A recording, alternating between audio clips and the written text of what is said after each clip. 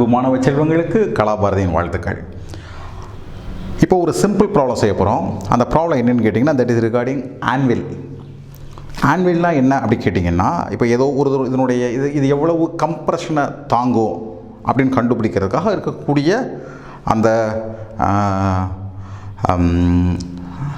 அதை செக் பண்ணுறதுக்கான டிவைஸ்க்கு என்ன பேர், கொல்லன் பட்டறையில் இருக்கும், is what is called as anvil.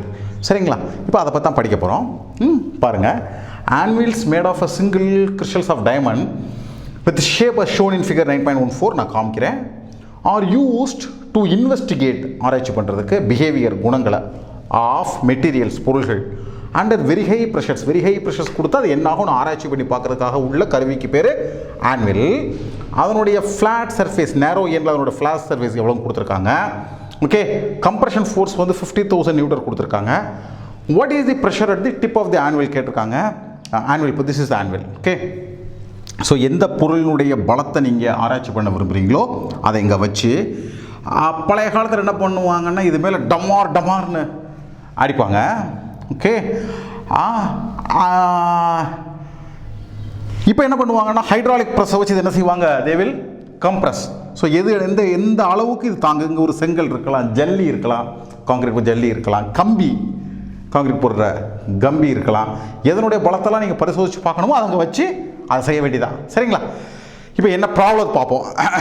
இப்போ ப்ராப்ளம் என்ன கொடுத்துருக்காங்க கேட்டிங்கன்னா, ரைட், ஸோ கம்ப்ரெஷன் ஃபோர்ஸ் கொடுக்கறது இங்கே, கம்ப்ரெஷன் ஃபோர்ஸ் இந்த இடத்துல கொடுத்த கம்ப்ரெஷன் ஃபோர்ஸ் எவ்வளோ கொடுத்துருக்காங்க, 50,000 நியூட்டன்.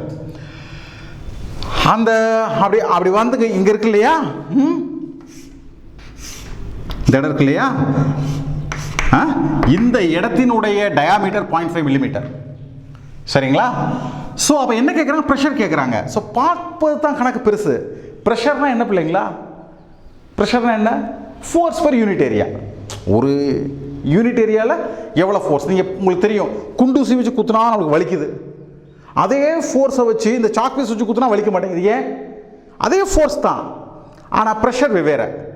ஃபோர்ஸ் பை ஏரியா, குண்டூசிக்கு ஏரியா கம்மியாக இருக்குது, அதனால ப்ரெஷர் கூடிடுச்சு, ஓட்ட விழுந்துருது. சாக் பீஸ் அதே சாக் பீஸ் தான், அதே ஃபோர்ஸ் தான், ஆனால் ஏரியா கூட, அப்போ ப்ரெஷர் குறைஞ்சிருது. So this is the idea.